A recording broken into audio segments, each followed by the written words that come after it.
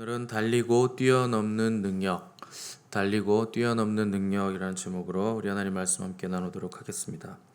이 다윗은 이스라엘의 시골 목동 소년일 때 사무엘에게 왕으로 기름 부음을 받았는데, 근데 왕이 되기까지는 아주 혹독한 훈련을 치러야만 했습니다. 장인인 사울에게 쫓겨다니는 고난과 역경의 삶을 살면서 계속 생명의 위협을 받아야 하는 그런 삶을 살았습니다.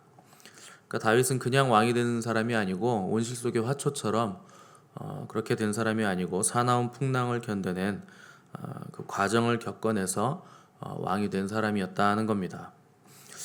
이런 다윗이 이 풍랑의 삶을 살면서도 끝까지 놓치지 않았던 한 가지가 있었는데, 모든 일들은 하나님의 섭리 안에 있고 결국 하나님께서는 그분의 의로운 자를 반드시 도우신다 하는 것을 다윗은 놓지 않은 것입니다.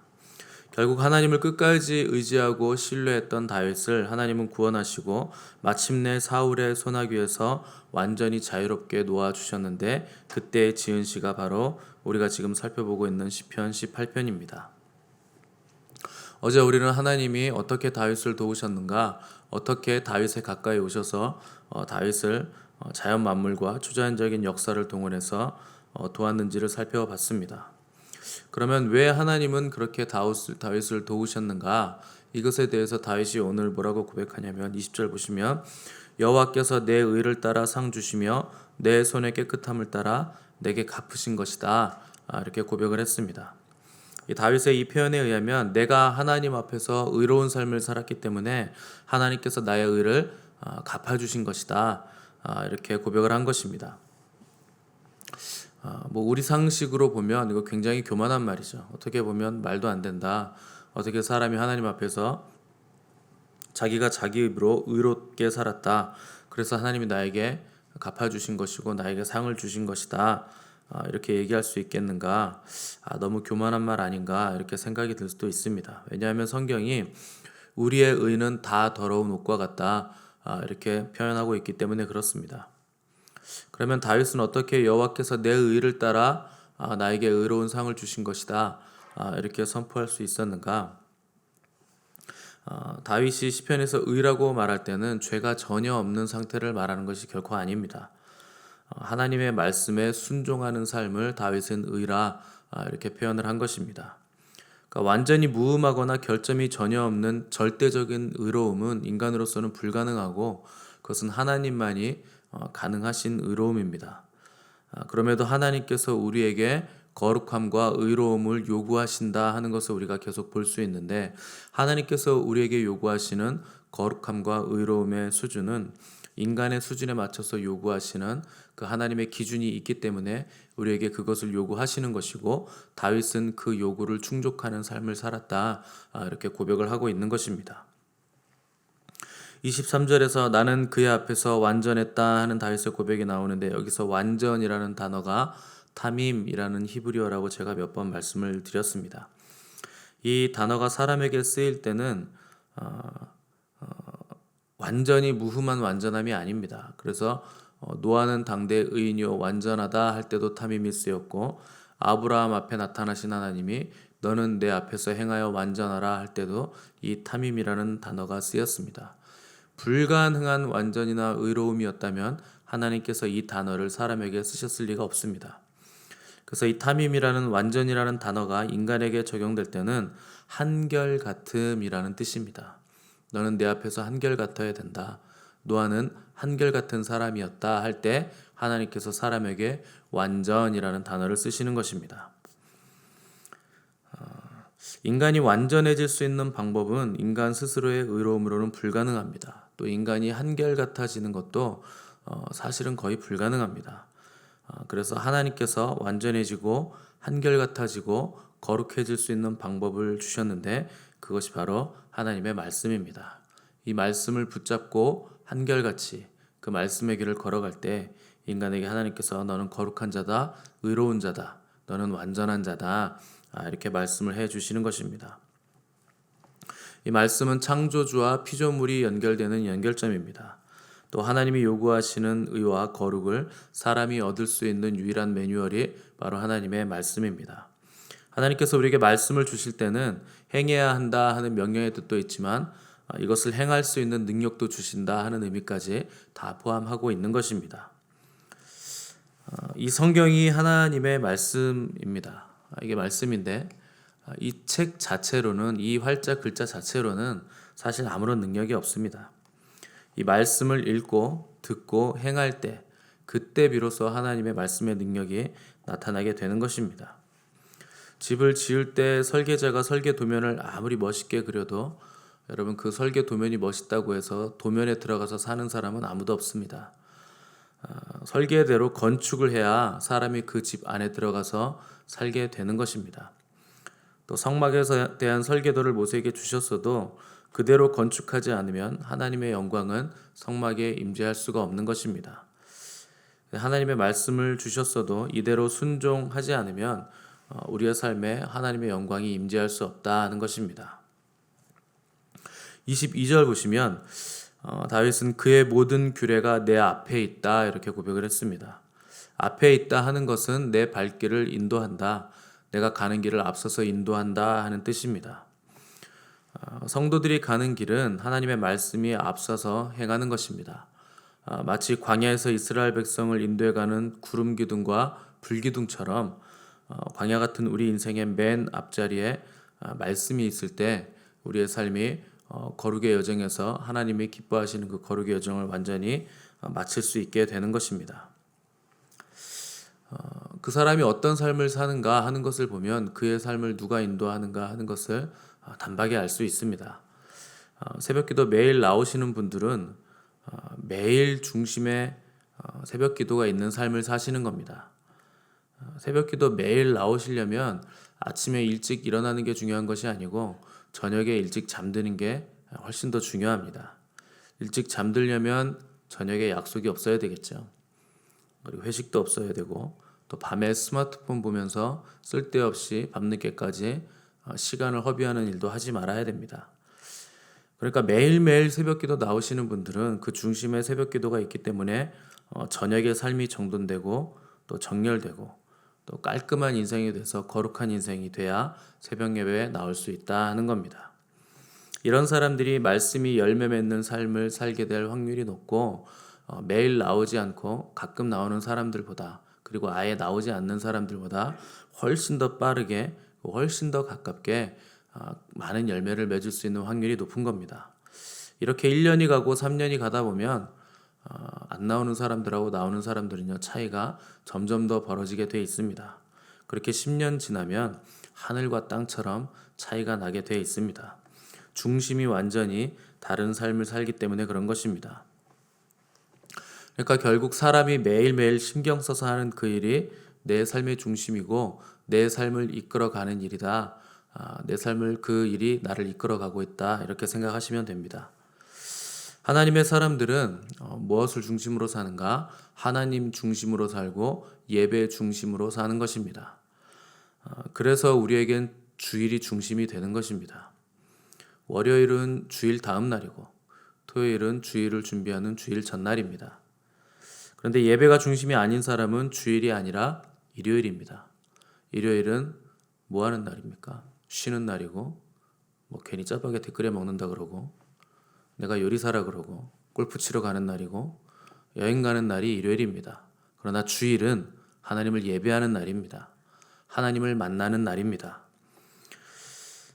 무엇이 나의 삶의 중심인가가 그 날을 어떻게 부르는가로도 얼마든지 표현이 되는 것입니다.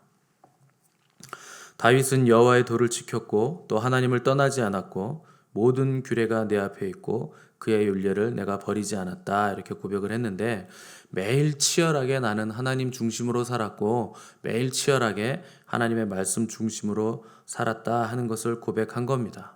우리도 다윗처럼 이런 고백을 드릴 수 있어야 됩니다. 하나님, 저는 하나님의 영광을 위해서 몸부림치는 삶을 살았습니다. 하나님께서 기뻐하시는 것을 위해서 움직이는 삶을 살았습니다. 하나님께서 하라 하신 그 일을 위해서 내 재정을 쏟았고 내 열정을 쏟았고 또 에너지를 쏟았습니다. 떠나라 하시면 떠났고 있으라 하시면 있었고 하라 하시는 그 일을 했고 하지 말라 하신 그 일은 내가 손도 대지 않았습니다. 내가 순종하신 것 하나님께서 다 아십니다. 나의 의로움도 하나님께서 다 아시니 저의 마음과 행위를 보시고 거짓된 것이 있나 하나님 한번 판단해 주십시오. 이것이 다윗의 고백이었는데 이것이 또한 우리들의 고백이 돼야 됩니다. 이것이 의로운 사람들의 고백이기 때문에 그런 것이지 결코 교만한 말이 아니라 하는 것입니다. 실제로 헌신된 삶은 사람들은요, 헌신된 삶을 사는 사람은 자기가 얼마나 헌신하고 있는지 자기 스스로가 잘 압니다.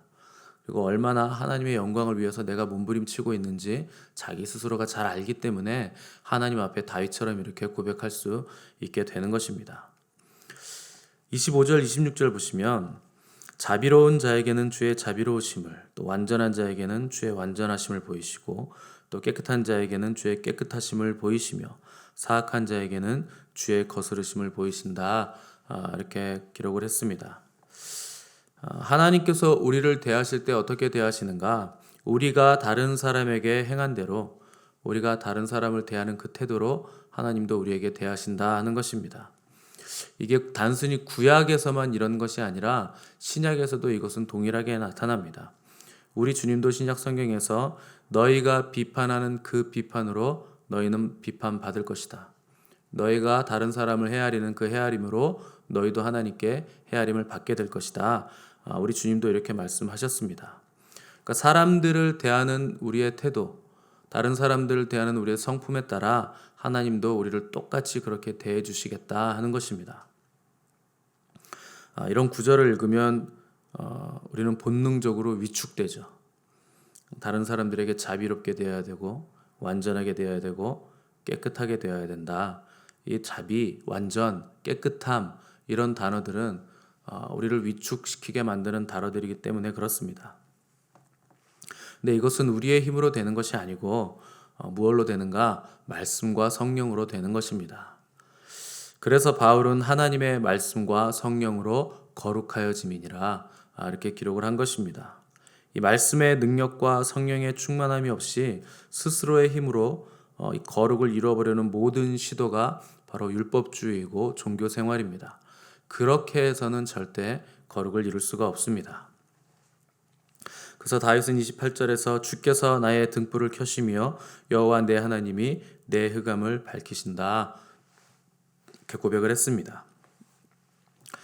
성경에 보면 악인의 등불이 꺼진다라는 표현이 나오고 의인의 등불이 켜진다, 밝아진다 하는 표현이 종종 등장합니다. 말씀에 의지하는 의로운 행위는 빛처럼 밝아지고 널리 퍼지게 되겠지만 악인이 의지하는 재물이나 지위나 명예의 등불들은 금방 꺼지는 등불이다 하는 뜻입니다. 재물이나 지위, 명예, 이 세상의 어떤 것들 일순간적으로는 좋아 보일 수 있으나 그것을 의지해서는 끝까지 갈 수가 없습니다. 절대 거룩을 이룰 수가 없다 하는 것입니다. 오직 주님의 말씀만이 우리 발의 등이 되는 것이고 우리 길을 밝게 비춰주는 것입니다. 결국 어떤 빛을 의지해서 걷느냐가 사망과 생명을 가른다 하는 것입니다. 26절에서 깨끗한 자에게는 주의 깨끗하심을 보이시며 사악한 자에게는 주의 거스르심을 보이신다 했는데 여기 깨끗한 자와 사악한 자의 차이가 뭔가? 깨끗하다 하는 것은 겉과 속이 같다 하는 뜻입니다. 사악한 자는 겉과 속이 다른 사람이라 하는 뜻입니다. 그러니까 입으로는 하나님의 말씀을 하고 있는데 삶 속에 거룩이 없는 사람이 사악한 자들입니다. 여기서 겉과 속이 다르고 입으로는 말씀이 있는데 그 중심에는 말씀이 없다 했을 때 이것은 믿지 않는 자들 얘기하는 게 아니고 말씀을 입으로 얘기하고 말씀을 귀로 듣는 사람들, 그 사람들을 얘기하는 겁니다. 중심에 하나님의 말씀이 있어서 그 말씀대로 살아가는 사람을 성경은 깨끗한 사람이다. 영어 성경에서 이것을 pure라고 표현했습니다. 순수한. 그러니까 그것이 순수한 사람은 누구냐? 말씀의 그 중심에 하나님의 말씀이 있고 그의 입에도 하나님의 말씀이 있고 그의 삶에도 하나님의 말씀이 있다. 이것을 성경이 순수하다, 깨끗하다 이렇게 표현을 하는 것입니다. 29절에서 30절 보시면 내가 주를 의뢰하고 적군을 향해 달리며 내 하나님을 의지하고 담을 뛰어넘나이다.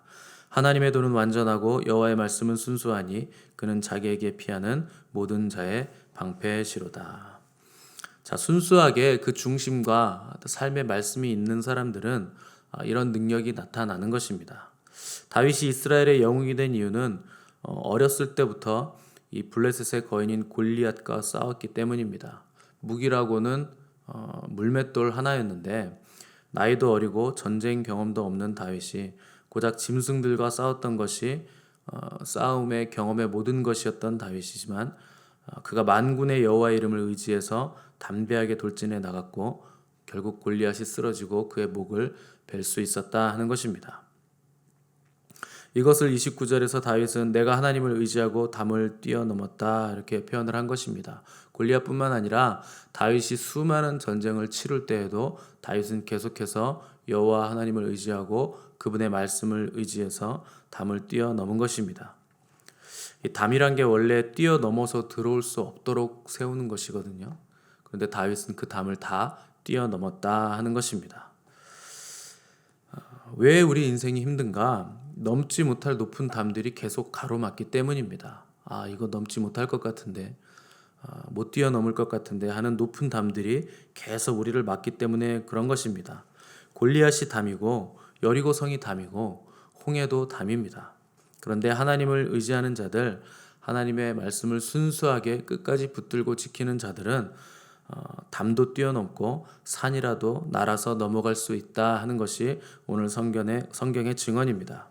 적들이 함정을 파놔도 뛰어넘을 수 있고 우리 앞을 막는 견고한 성읍이 크고 높아도 주님의 손을 붙들면 우리가 주님과 함께 날아올라 충분히 넘을 수 있다 하는 것입니다. 올림픽에서 장대 높이 뛰기 하는 선수들을 보면 거의 10m 정도까지 날아오르더라고요. 새처럼 날아오르는 건데 그들이 그렇게 높이 날 수 있는 이유는 스스로 힘을 의지해서가 아니고 장대를 의지해서 날아오르는 것입니다.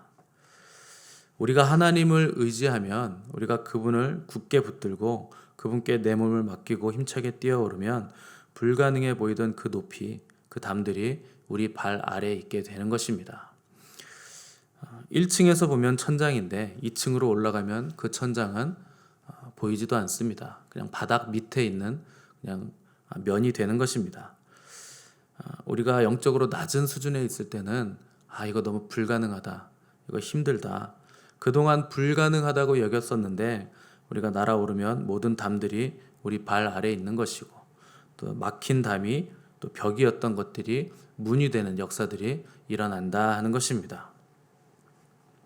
30절에서 다윗은 하나님의 도는 완전하고 여호와의 말씀은 순수하다 이렇게 기록을 했습니다. 여기서 완전이란 한결같음을 말하는 것이고 또 순수란 금의 순도를 높이기 위해서 불로 정련한다 하는 뜻입니다. 그리고 겉과 속이 같다 하는 뜻입니다. 그것이 바로 불로 정련해서 아무런 불순물이 없는 순도 100%의 순수입니다.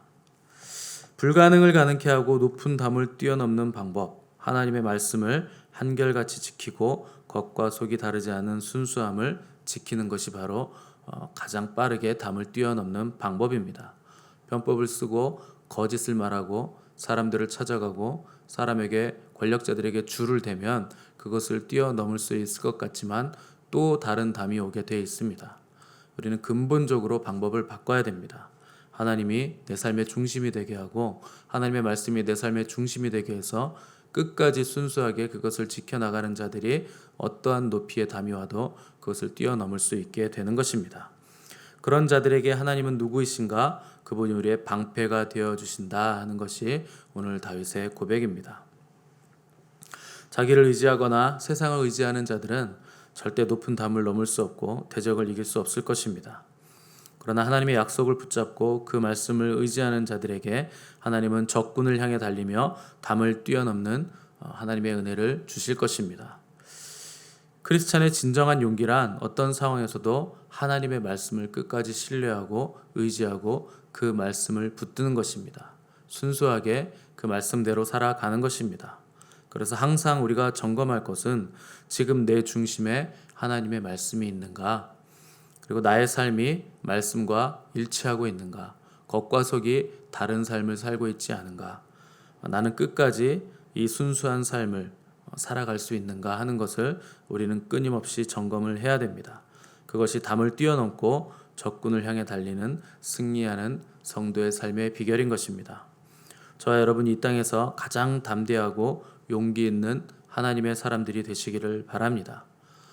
무슨 싸움을 잘하거나 성격이 포악한 것이 용기 있는 것이 아니고 하나님의 순수한 말씀을 우리 또한 순수하게 끝까지 붙잡고 의지하여 적군을 향해 달리며 담을 뛰어넘는 능력 있는 삶을 살아가는 것이 진정한 용기인 것을 기억하시고 이러한 삶을 사시는 저와 여러분 되시기를 간절히 바랍니다.